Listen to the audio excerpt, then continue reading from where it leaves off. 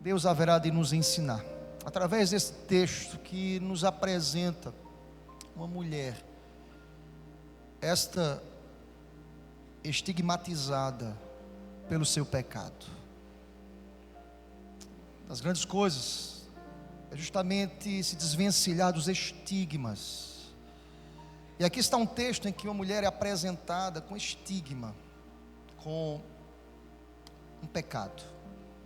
Se você volta os teus olhos ao Evangelho de Cristo, registrado por João, no capítulo 8, nós temos aqui esta narrativa que vai do versículo 1 ao versículo 11, que nos apresenta uma mulher que foi apresentada diante de Jesus.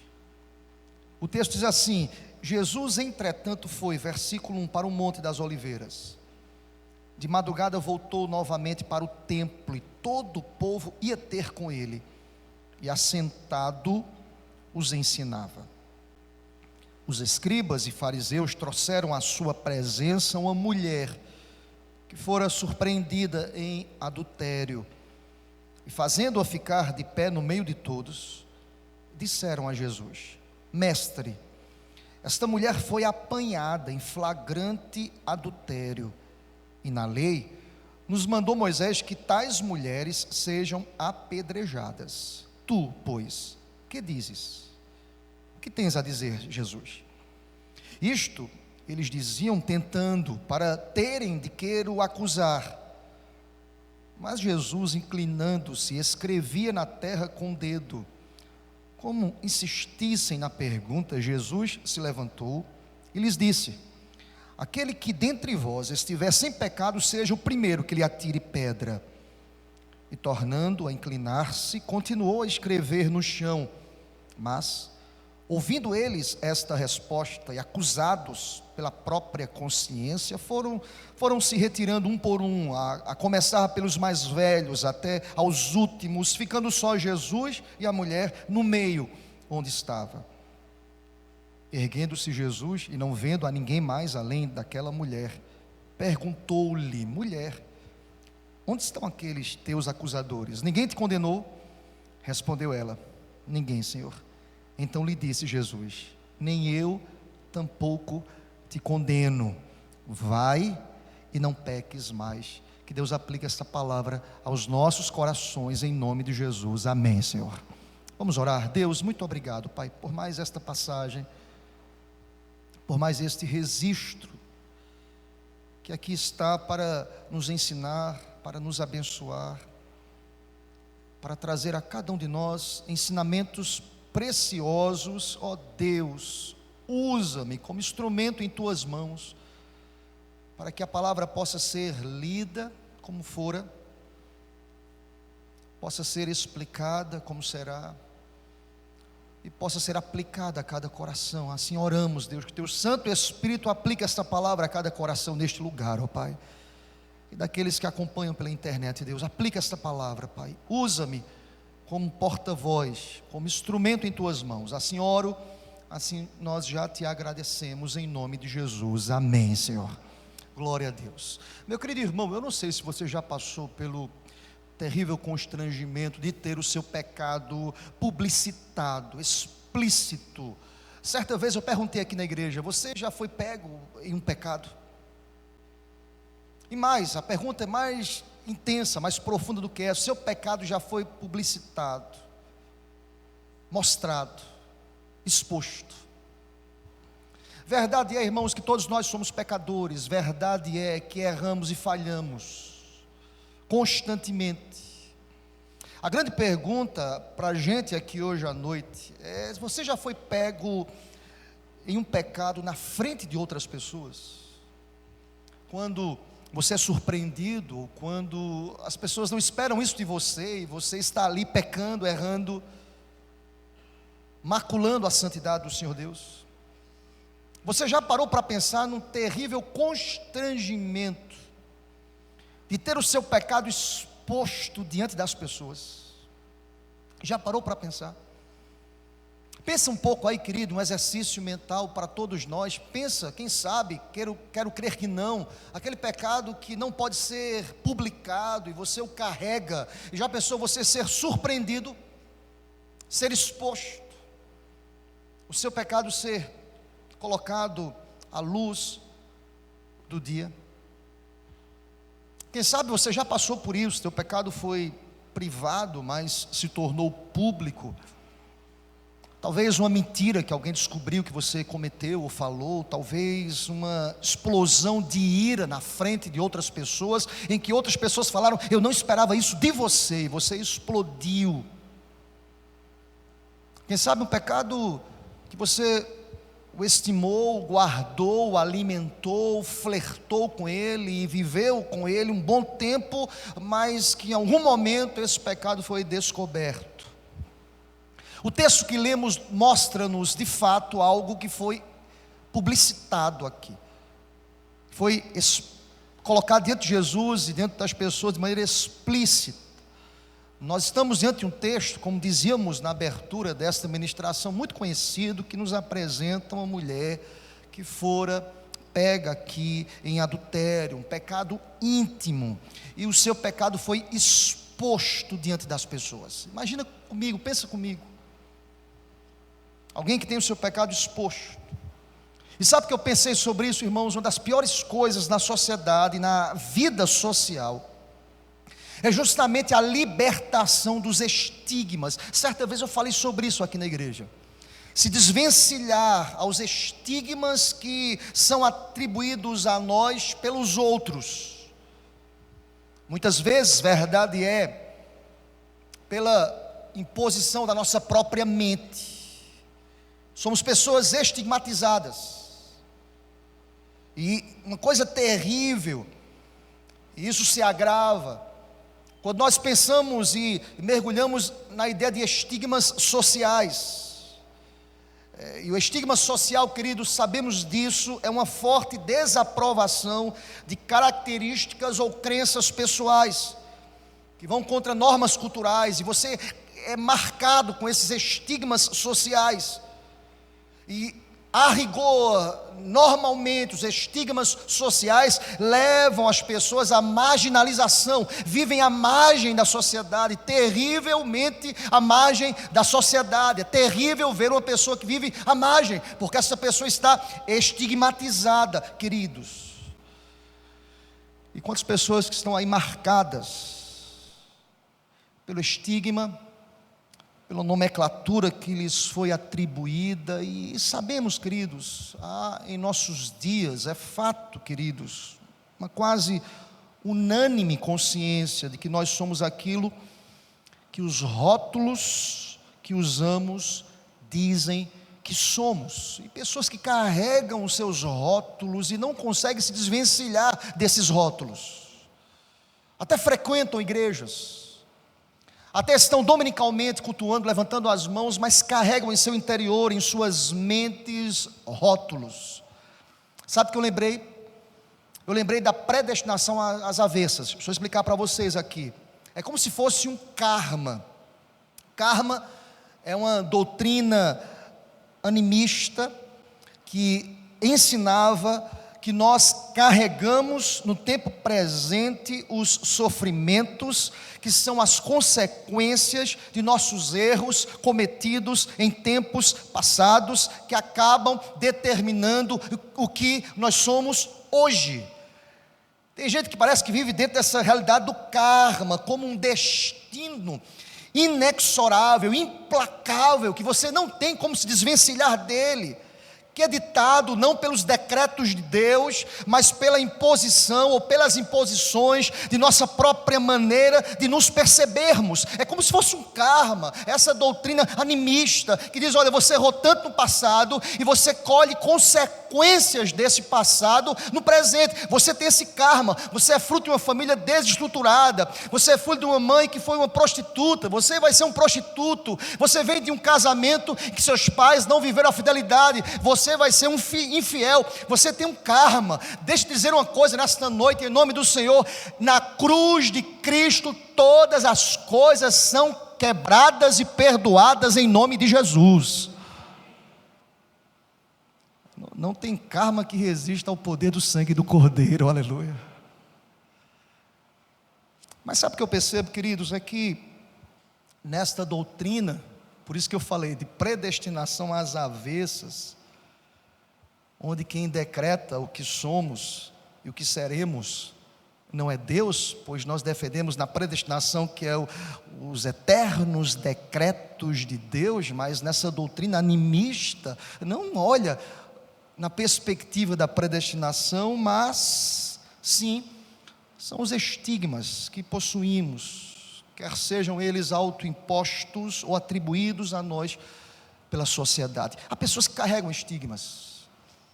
Eu não conheço intimamente ao ponto de dizer quem carrega aqui estigmas ou não, não posso, mas Deus sabe como nós estamos aqui hoje à noite, Deus sabe o que você carrega, Deus conhece a tua história, Deus conhece a tua realidade, Deus conhece aquilo que o teu ente, a tua mente te acusa como estigma, dizendo você é assim, você nasceu assim, é o melô da Gabriela, eu nasci assim, eu vivi assim, vou morrer assim. Gabriela, Deus quebra isso na cruz, queridos. Deus é aquele que traz uma nova realidade. Eu quero que você entenda hoje, à luz deste texto que lemos, João 8, de 1 a 11, que nos apresenta a história desta mulher.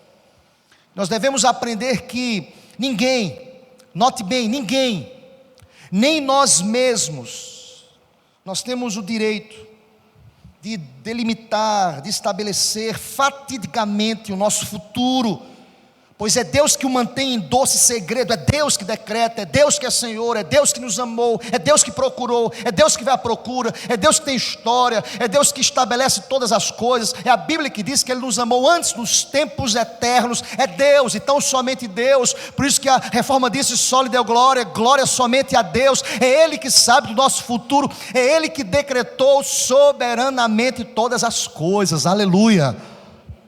Não é um estigma que vai definir o meu futuro, não é a marca de um pecado, quem sabe cometido, às escondidas, que vai determinar o teu futuro. Nós cremos num Deus que é poderoso para reescrever a nossa história, louvado seja Deus. Não há pecado que Deus não possa perdoar. Deus é aquele que se apresenta com misericórdia. Eu disse certa vez aqui na igreja que se você fizer um levantamento, um exercício bíblico dominical, de escola bíblica dominical, de personagens bíblicos que receberam estigmas, rótulos. Eu não sei se você já teve a curiosidade de fazer um levantamento na Bíblia de personagens bíblicos com rótulos. Se fossem membros aqui desta igreja. Deixa eu te ajudar. Abraão, o pai da fé, o mentiroso. Jacó, o trapaceiro. Moisés, o assassino. Isaías, o pecador. Eu poderia continuar aqui mostrando para vocês homens e personagens bíblicos que receberam rótulos e que são conhecidos pelos seus rótulos, mas que foram poderosamente abarcados pela graça, alcançados pela graça. Nós não somos diferentes dessas pessoas. Nós podemos apresentar, isso é no Velho Testamento, eu podia apresentar personagens do Novo Testamento, a mulher samaritana, religiosa de quinta categoria. Pensa numa religiosa fraca, a mulher samaritana. Podemos apresentar Mateus, o publicano, visto como traidor e roubador. Mateus. Pedro, um negador, um traidor. Saulo, rótulo, estigma, o perseguidor da igreja. Quantas pessoas que foram rotuladas. E me chama a atenção que a história desses homens e mulheres é a melhor prova, note bem, querido, de que nós não somos condenados a seguir o rumo determinado por nossos estigmas. Há um Deus que de maneira soberana é poderoso para transformar. Se você crê nisso, diga amém, eu creio. Se eu pudesse tragar aqui o microfone para vocês, ninguém vai fazer isso, e você pudesse apresentar o seu estigma.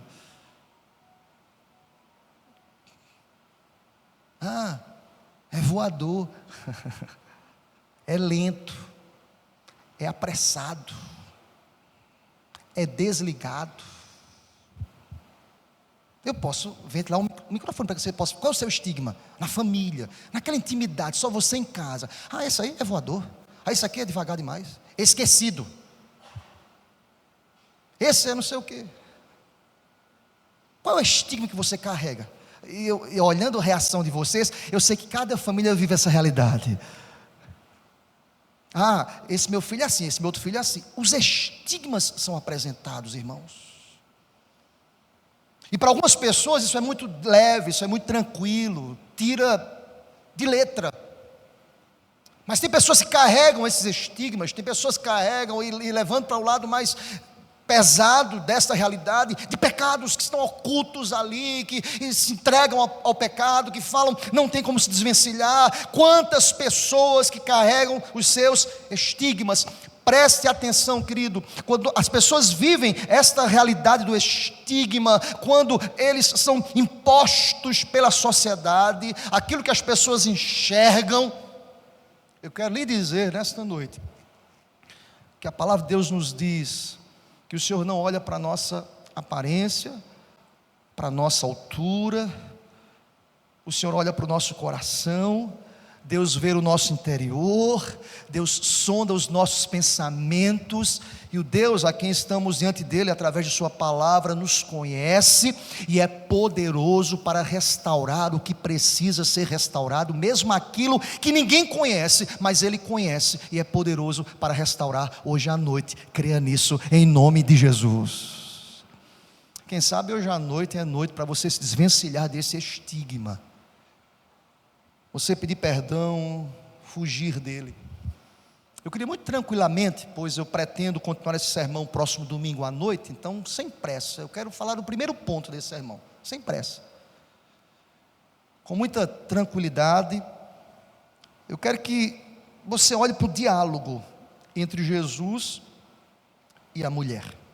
É interessante que há aqui um diálogo estabelecido por aquele que é santo, puro, perfeito, com uma mulher que é estigmatizada aqui, que é apresentada, que é pega em adultério, que é uma pecadora, mas com esse estigma social é apresentada para que ela carregue sozinha os pecados de tantos outros, que não eram, quem sabe, adúlteros, mas eram mentirosos, quem sabe não faziam isso de maneira pública, mas eram infiéis no privado. Quem sabe eram pessoas que conheciam os ritos religiosos, mas não conseguiam viver uma vida íntima com o Pai, mas estavam ali para acusar. É o que a rigor acontece, irmãos, é o que a rigor acontece nas igrejas. Permitam-me, irmãos, esses dias até comentava com o presbítero Moisés do gabinete, nós fomos surpreendidos. E quarta-feira passada nós fizemos um momento de oração pelo pastor Paulo Júnior, que foi afastado do pastoreio, pelo seu comportamento, pela sua conduta. E pasmem, o que me deixou muito triste foi perceber que outros líderes religiosos aproveitaram o campo e a abertura virtual para criticarem, para apontar. Eu sabia, gente assim, que cobra muito, esconde alguma coisa. Sabe o que eu vejo? Esse comportamento desses que apresentam essa mulher adúltera, para dizer assim, Jesus condena, é o Senhor que tem a apedrejar, é o Senhor que tem que condenar, está aqui, era só capa, era só aparência. E confesso para os irmãos, meu coração ficou muito triste,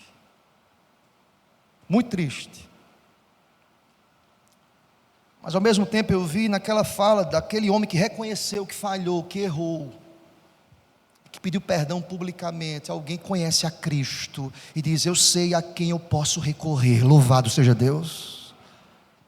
Ele recorreu. É o preço que se paga de um ministério público, de uma confissão pública. Ele procura os meios para fazer isso. E em algum momento, irmãos, eu encontrei esses fariseus nas redes sociais esses dias. Gente que não esperou nem 24 horas, já estavam ali publicitando, apresentando, dizendo, Jesus apedreja, Jesus o Senhor pode, está aqui. Era muita capa, era uma pessoa muito dura, rude. Deixa-me dizer uma coisa, querido, tudo aquilo que ele pregou é verdade, e continuará sendo verdade. Nós precisamos denunciar o pecado em nome de Jesus. Pecado vai continuar sendo pecado e tem que ser denunciado, apontado, seja com palavras mansas e brandas, seja com dureza. Pecado é pecado. E quero lhes dizer nesta noite que a queda, o pecado dele, não diminui 1 milímetro a santidade e o poder de Deus. Louvado seja Deus. Sabe o que a Bíblia diz? Cuidado você que pensa que está em pé. Nós precisamos ter muito cuidado com isso, queridos. Tem muita gente que se coloca num patamar de perfeição, que acha que eu sou irretocável, eu sou irreparável. Comigo não. Nós somos pecadores, irmãos. Nós somos impuros e habitamos no meio de pessoas de impuros lábios. Que Deus tenha misericórdia de nós, em nome do Senhor. Mas estão esses aqui, que se apresentam. Eu queria destacar para a gente hoje uma frase, a primeira frase no diálogo que foi estabelecido entre Jesus e a mulher. E 3 frases ditas por Jesus, aquela mulher, me chamam a atenção, objeto da nossa ministração hoje e domingo que vem à noite. A primeira frase dita por Jesus, e tão somente, eu quero dizer para você que tão somente o Jesus poderoso, que é Deus, que é Senhor, que conhece o coração e conhece o íntimo de cada um de nós, Ele pode perguntar o que Ele perguntou, o que está escrito no versículo 10, quando Ele pergunta: mulher, onde estão aqueles teus acusadores? Quem te acusou, mulher? Cadê eles? A primeira pergunta que me chama a reflexão hoje à noite é quando Jesus olha para aquela mulher e diz assim: cadê eles? Cadê os perfeitos? Cadê os irreparáveis? Cadê aqueles que tinham a lei em sua conduta de tal maneira que eles se colocavam em um patamar, em um estágio de perfeição, que eram irretocáveis? Mulher, cadê os teus acusadores? Vamos entender por que ele chega a essa pergunta. Veja bem, queridos, quando nós saímos do capítulo 7, diz a palavra que Jesus estava ali em um processo missiológico, de missão, de pregar. O ministério de Jesus foi extremamente intenso, 3 anos. Jesus tinha uma agenda divina. Ele não poderia deixar de cumprir essa agenda, pelos seus próprios decretos. Ele era Deus. Deus sabia, Jesus sabia por que tabernaculou, por que se tornou homem, na plenitude dos tempos. Jesus sabia por que deveria chegar naquele tempo. Jesus chega, e Jesus cumpre uma agenda. Se você prestar atenção, no final do versículo, do capítulo 7, diz a palavra que depois de um momento ali, diz a palavra que cada um foi para a sua casa, versículo 53. Mas olha como abre o capítulo 8, dizendo que Jesus não foi para casa, não foi descansar, depois de uma lida, depois de um trabalho. Jesus foi para um monte, Jesus foi orar, Jesus foi estar diante do Pai. Veja, o texto do verso 2 diz que de madrugada voltou novamente para o templo. Percebem, irmãos, Jesus estava ali em oração, em consagração constante, servindo-nos de exemplo aqui, mostrando o caminho que nós devemos trilhar, que devemos seguir. Mas diz a palavra que Jesus, quando volta do monte, de madrugada, vai ao templo, verso 2, todo o povo ia ter com ele, assentado os ensinava. Eu estou falando de madrugada aqui, oração e palavra, oração e ensino, oração e catequese. O mestre está ensinando, e diz a palavra que naquele contexto, naquele momento, os escribas e fariseus, pastor, quem eram os escribas e fariseus? Os escribas e fariseus, que está aqui descrito no versículo 3, eram os religiosos de plantão da época. Era gente que conhecia a lei, era gente séria. Nós até brincamos, ali vai um fariseu, né? Quem usa essa expressão? Ali vai um estigma, né? Ô fariseu. Ainda bem que eu não uso esse estigma, graças a Deus. Não é, Hugo? Mas o fariseu na época de Jesus era gente séria, gente muito comprometida, era gente que buscava cumprir os mandamentos de Deus, à risca, ipsis literis. Era gente comprometida com a lei, pessoas que estavam preocupadas com os pormenores, as nuances da lei. Era gente plantão, era crente chato. Não tem crente chato, irmãos? Vocês conhecem crente chato? O que é um crente chato, pastor? É gente que está muito apegada à lei, às nuances da lei, que não tem misericórdia. Esses eram assim, eram religiosos de plantão. É gente que não tem misericórdia ao interpretar a lei, é gente que não aplica a lei de maneira misericordiosa, é misericordioso no autoexame, mas é ávido na aplicação da lei para o outro. Eram esses homens aqui, eles acabavam esquecendo do homem, para quem a lei foi feita. Mas fariseus e escribas, eles trouxeram esta mulher diante de Jesus. É fato, irmãos, em contexto aqui, o que é que dizia a lei mosaica? Eles conheciam a lei, eu estou dizendo que eram pessoas sérias, comprometidas com a lei. O que é que dizia a lei? A lei dizia mosaica, determinava que o ato cometido por aquela mulher fosse punido com o quê? Com apedrejamento. Era lei, estava na lei. Deus conhece a intenção daqueles que usam a lei, irmãos. Eles estavam errados, pastor? Não, claro que aqui um bom estudante de direito irá perceber que algumas coisas apresentadas aqui que são erradas aqui, que não vou entrar nesse mérito aqui, mas o processo aqui, tinha alguém ausente desse processo aqui. Mas eles apresentam a mulher porque eles estão dispostos a que a lei seja cumprida. Eles são ávidos em fazer isso. Eles querem que Cristo seja acusado de algo. É interessante que eles se apresentam, verso 3, acompanhe comigo, e diz lá, apresentam diante de Jesus, e diz assim: olha Jesus, esta mulher foi surpreendida em adultério, e eles colocam a mulher no meio de todos. Eu já disse aqui na igreja certa vez, que culturalmente, uma pessoa que era apresentada diante de adultério, essa pecadora, ou esse pecador, era arrastado nos vilarejos, e as pessoas gritavam: adúltera, adúltera. E você sabe que o ser humano é curioso, é ou não é, irmãos? Às vezes você vem num trânsito, permita-me aqui, você vem ali na Fernandes Lima, e um acidente ali, ou uma colisão, e as pessoas vão parando, o trânsito vai ficando engarrafado, as pessoas querem, e nós fazemos isso também, tá, gente? Você quer dar aquela olhadinha básica assim, só para... Você imagina o povo gritando na rua: adúltera! Eita, hoje vai ter apedrejamento. Eu fico imaginando aquele povo carniceiro, justiçamento. Eita, hoje tem apedrejamento, tem um adúltero aí, ó. Vamos lá. E diz naquele contexto que o adúltero era anunciado publicamente, porque alguém pode perguntar: por que tinha tanta gente com pedras lá? Esse povo tinha que fazer, não é? Era a lei. Essa pessoa tinha que ser apresentada, julgada e condenada, apedrejada. Ela precisava pagar o seu pecado. É interessante, irmãos, que quando nós olhamos para o texto, presta atenção, deixa eu dizer uma coisa para vocês, irmãos. Nessa união hipostática de Cristo, alguém pode perguntar: pastor, Jesus precisava estar no monte orando para se consagrar, para não fazer nada errado? Irmãos, tudo que Cristo fez, Ele fez para servir de exemplo para a gente. Você entende isso? Amém, meu irmão? Se você prestar atenção, todo mundo foi para casa. Por que eu citei esse detalhe no texto? Entretanto, o texto vai dizer no verso 1: entretanto Jesus foi para o monte para orar.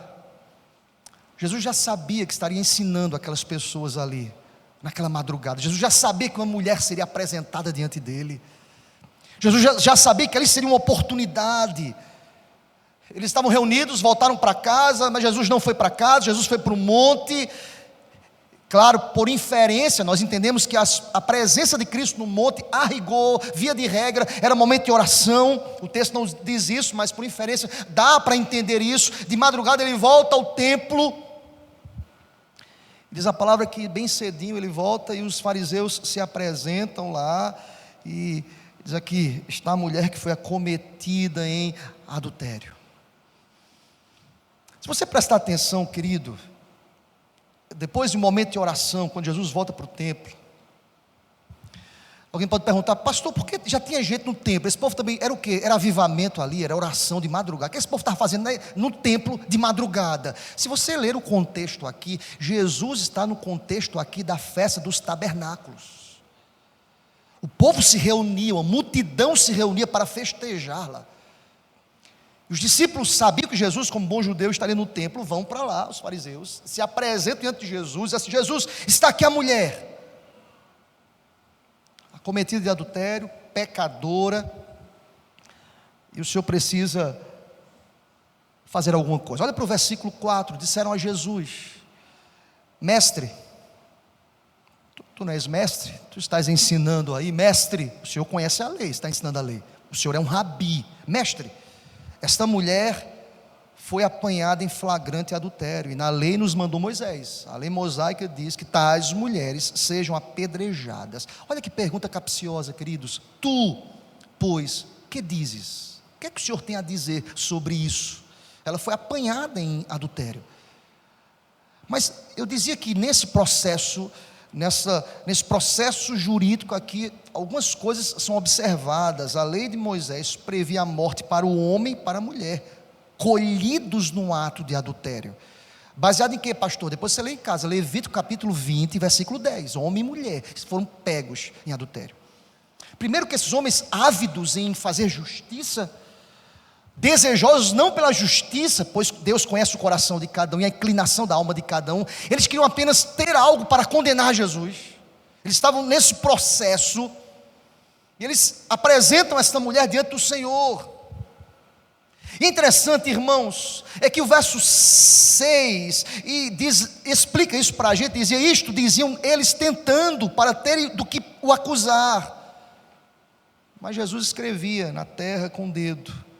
E no verso 7 diz, como que ele estivesse insistindo na pergunta, Jesus se levanta e diz: aquele, pois, dentre vós, que estiver sem pecado, seja o primeiro que lhe atire pedras. Você está sem pecado aqui? Então quem não tiver pecado aqui está apto, atire pedras.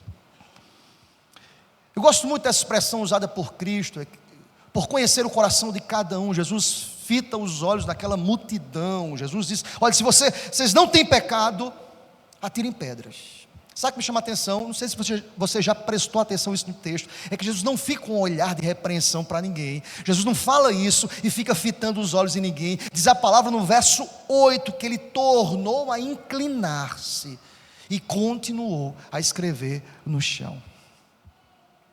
Quem os acusou nesse momento? Cristo fala e curva a cabeça, inclina a cabeça, irmãos. É a consciência que, de maneira clara, que os acusa. E todos aqueles homens, ao serem colocados diante de um espelho, viram-se sujos, pecaminosos. Quem sabe alguns, pela primeira vez, se perceberam: eu sou também pecador. Eu sou, diante de Deus, diante da lei, eu também sou falho. Eu não sou adúltero, mas eu sou mentiroso. Eu não sou adúltero, mas eu sou infiel. Não de maneira pública e visível, mas às escondidas. Eu nunca traí minha esposa, mas eu me escondo por trás de uma internet. Eu digo a verdade na frente das pessoas, mas eu estou mentindo no departamento que trabalho ali, com coisas pequenas. Eu sou pecador, Senhor. O Senhor sabe, eu não posso esconder das pessoas. Eu sou irreparável socialmente dentro da igreja, e muitas vezes estou escondido numa redoma chamada igreja, religiosamente bem posto, mas o Senhor conhece o meu coração. Quem sabe há muitos que acusaram o pastor Paulo Júnior na internet, são pessoas que escondem pecados ocultos que Deus sabe, irmãos. Olha aqui para mim, querido, você esconde do pastor, você esconde do conselho, você esconde da esposa. Mas sabe o que Jesus pergunta para a gente hoje à noite? O que é que a tua mente diz sobre você? O que é que o teu coração afirma sobre quem você de fato é? Eu não estou falando o que é que a sociedade diz quem é você. É muito mais fácil se colocar no banco daquele que acusa, sentar entre aqueles que é razão, para dizer acusa, apedreja, marginaliza, faz cumprir. Mas diz a palavra que Jesus fala e diz: quem não tem pecado aqui, que lance a primeira pedra. Faça cumprir o desejo da alma de vocês, faça cumprir o apedrejamento. É isso que diz a lei. Então quem não tiver pecado, que lance a primeira pedra. Diz a palavra, irmãos. No versículo 9, que ouvindo a resposta e acusados pela própria consciência, Olha o que diz o texto: foram-se retirando um por um, a começar para os mais experientes. Eu não sei vocês, mas a Bíblia ela é completa. Por que começa pelos mais velhos? É o exemplo. Olha aqui para mim, querido, exemplo. O mais velho é alguém que consegue captar a mensagem com mais facilidade, alguém que é experimentado, tem experiência. Salomão escreveu Eclesiastes já como idoso. Sabe o que ele disse assim? Sabe que a vida é correr atrás do vento. A vida a suma é: teme a Deus. O último capítulo de Eclesiastes diz: tema a Deus. Porque sabe o que é a vida se não tiver temor a Deus? É como um vento, é uma fumaça, dissipa, não tem futuro a vida. Quem traz razão à nossa vida está sentado no trono, mas também habita no nosso coração. Louvado seja Deus. Diz a palavra que do mais velho até os últimos, uma lógica do maior para o menor, os mais jovens. Diz a palavra que todos eles se retiraram. Eu fico imaginando, irmãos, vocês sabem que eu leio a Bíblia imaginando, e às vezes eu fecho os olhos imaginando as cenas. A cena era de gritaria: apedreja! Aquele povo vai passando no trânsito, dá uma tapa nele. Justiçamento, o cara está aqui, o cara é um estuprador e foi pego no centro da cidade, passa aquele agitador, dá uma tapa. Pode dar, é para pisar mesmo. Imagina a gritaria desse povo: apedreja, merece, adúltera, pode apedrejar. Se eu tivesse aí perto, eu dava uma pedrada na cabeça dela, pode apedrejar. A gritaria, depois que Cristo falou, se tornou em silêncio, de autoacusação e de reflexão. Nós também somos pecadores. O som, que era o som das vozes, se transformou no som das pedras largadas no chão. Se você olhar para o texto, acompanha comigo, queridos, a palavra que o texto nos diz que eles saíram, todos eles, ficando só Jesus e a mulher no meio onde estava. Eu não sei vocês, irmãos, mas eu fico a pensar, irmãos, essas pessoas desconcertados ou desconcertadas e conscientes de suas próprias impurezas, eles saem, eles abandonam, eles soltam as pedras, eles deixam de gritar, cada um volta para a sua casa. Eu fico imaginando os fariseus e os escribas conversando, ou em silêncio, voltando para casa. Meu Deus, eu não sou adúltero, mas eu sou isso. Meu Deus, quem sou eu? Eu sou impuro também, eu sou pecador, eu sou falho. Por que eu estou te levando a pensar sobre isso hoje à noite, queridos? Porque é muito mais fácil sentar na posição daqueles que estão prontos a jogar pedras. Mas sabe o que Deus quer que façamos aqui hoje à noite? É que possamos olhar para o nosso interior e dizer: Deus, tem misericórdia das nossas vidas. Quem pensa que está em pé, cuidado para que não caia. Tem misericórdia de nós, Senhor, em nome de Jesus. Tem misericórdia. A palavra é que eles saem, que eles se separam ali, que eles vão embora. Essa é a pergunta que eu quero que saiamos daqui refletindo, para a gente caminhar para o final dessa ministração de hoje. Mas a palavra é que Jesus fica sozinho com a mulher. Aí sim, erguendo-se Jesus.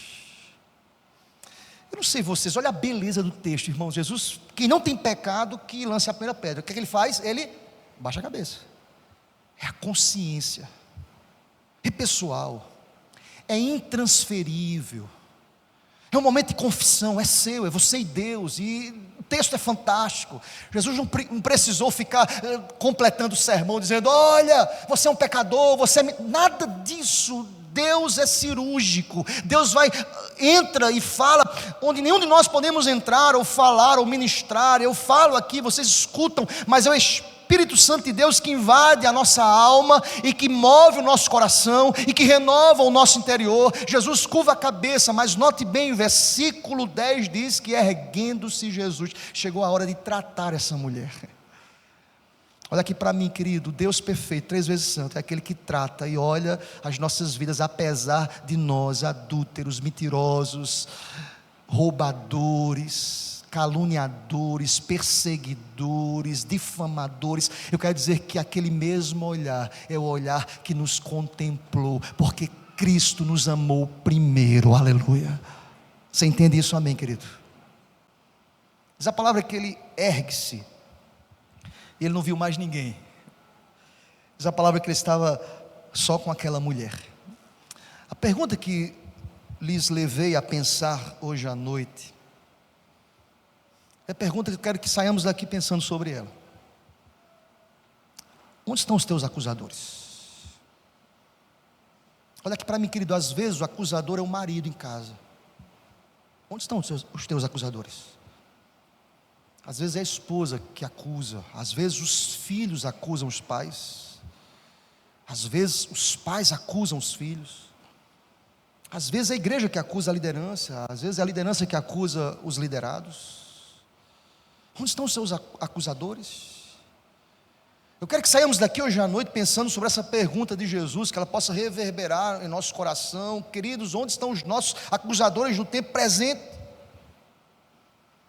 Alguns entes que nos acusam, ou pelo menos 3 entes que nos acusam, a nossa própria consciência que nos acusa de pecado, o diabo, nosso eterno acusador, ou os homens que nos observam, notam o nosso comportamento pelo mundo e nos acusam. Jesus olha para aquela mulher, versículo 10 diz: mulher, onde estão aqueles teus acusadores? Olha aqui para mim, querido, querida. Sabe quem de fato pode nos acusar? Sabe quem de fato pode nos acusar? É aquele que está sentado no trono. Ele está aqui hoje para dizer ao teu coração: eu te perdoo, eu te perdoo, eu te perdoo, eu te restauro, eu te transformo. Você não precisa carregar esse estigma.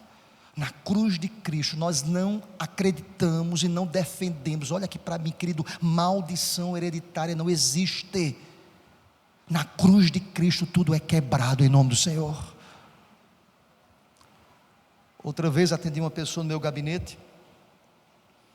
A pessoa me perguntou: pastor, mas é uma herança que eu tenho da família, eu sou crente, mas é uma herança, é nesse diapasão, é nesse viés aqui. Eu disse: querido, na cruz de Cristo toda e qualquer maldição é quebrada. Louvado seja Deus.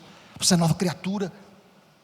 Você não pode estar preso aos estigmas. Olha aqui para mim, você não pode estar preso ao que a tua mente diz. Você não pode estar preso ao que a sociedade diz. Você não pode estar preso àquilo que o diabo diz, o nosso eterno acusador. Ele vai acusar, ele vai apontar. Nós precisamos hoje à noite recorrer àquele que de fato pode nos acusar, aquele que pode nos condenar, aquele que de fato pode trazer também salvação. É a Cristo. Nós precisamos fitar os nossos olhos em Cristo. Não por acaso que Cristo só ergue, levanta-se e olha para aquela mulher dizendo: mulher, olha ao lado, não há quem possa te acusar. Eu estou apto, eu tenho legitimidade, eu posso de fato te acusar e te condenar. Mulher, onde estão os teus acusadores? Eu quero que você saia daqui hoje à noite, querido, com essa pergunta: quem tem te acusado, querido? Quem tem te acusado? É a tua mente que diz a você constantemente, diuturnamente: você não tem jeito, você vai ser assim, você é um fracassado, você não vai vencer na vida. Tem dito ao teu coração isso? É a tua família que olha para você como filho: esse não tem futuro, as pessoas falam isso sobre você, querido. É a tua esposa que diz: eu já orei tanto, não tem jeito, esse não tem jeito. É o marido que diz à mulher: não tem jeito, eu já clamei, eu já pedi. Eu quero lhe dizer que esses não estão prontos a te acusar.